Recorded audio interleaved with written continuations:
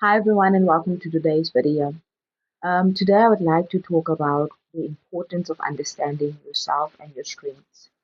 And this is a critical part of my life coaching framework.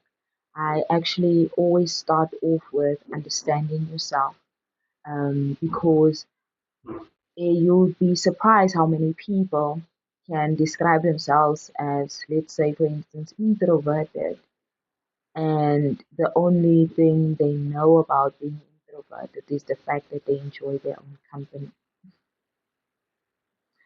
Well, that is true.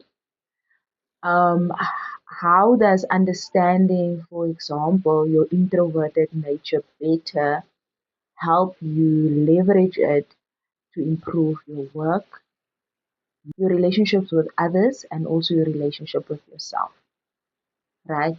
Being introverted is not just defined as a person who likes being by themselves. There's so many other strengths that comes with being introverted. For instance, you are introverted people tend to be.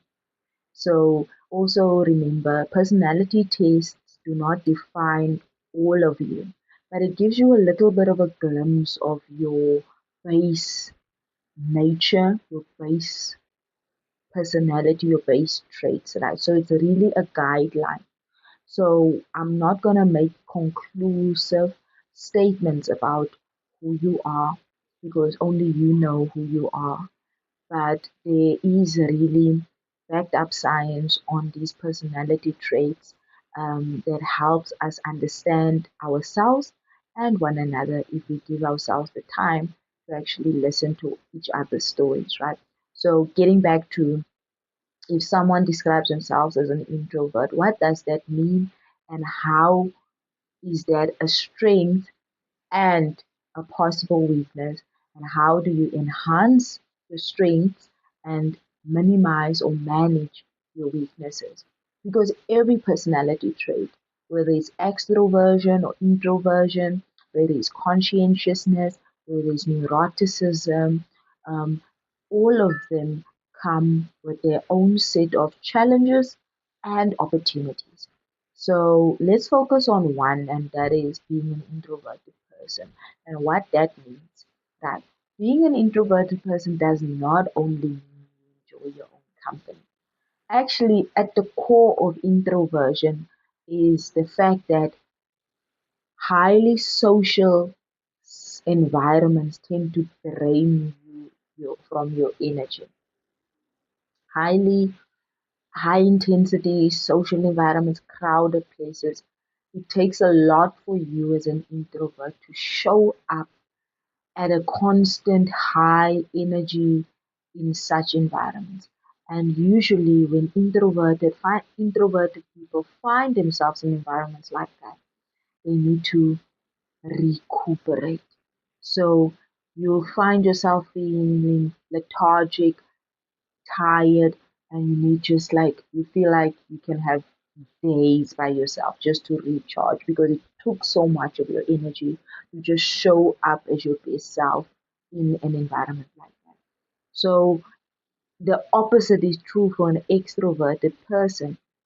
They get drained if they spend too much time by themselves, right?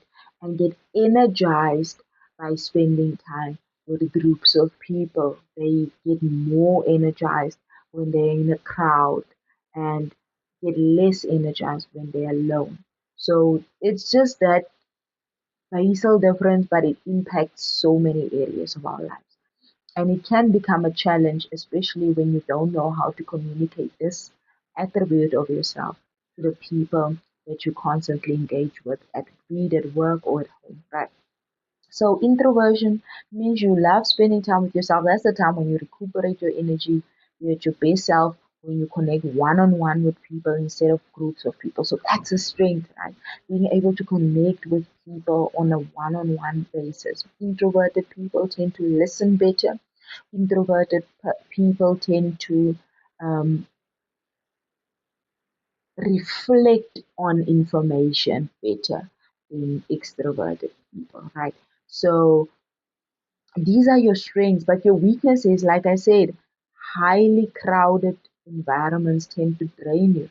But as an adult, you can't always avoid such situations. So being aware of your strength and being aware of your basal nature will help you navigate. If you want to be successful, let's say, in the corporate environment and you're required to network and mingle with others on a constant basis, and you actually aspire to move up, it will require you to learn how to manage this trait of yours in order for you to leverage it to the best of your ability. So, how I would advise is connect with one or two decision makers in your organization, build that one on one relationship because you do really well with one on one interpersonal relationships. And be intentional about reaching out to people around you. So in my coaching, I tend to help people focus on who they are, not who they think they should be. Leverage that and make it work for you. You can make it work for you, and if you're aware of your weaknesses as well, then you can manage that, right? So part of my coaching program is really leaning into people's strengths, understanding yourself, finding your place in the economy or social economy or financial economy where you can actually thrive with your attributes, your unique attributes, not trying to fit into anyone else's mold. So these are part of the things that I do, part of my coaching, understanding yourself.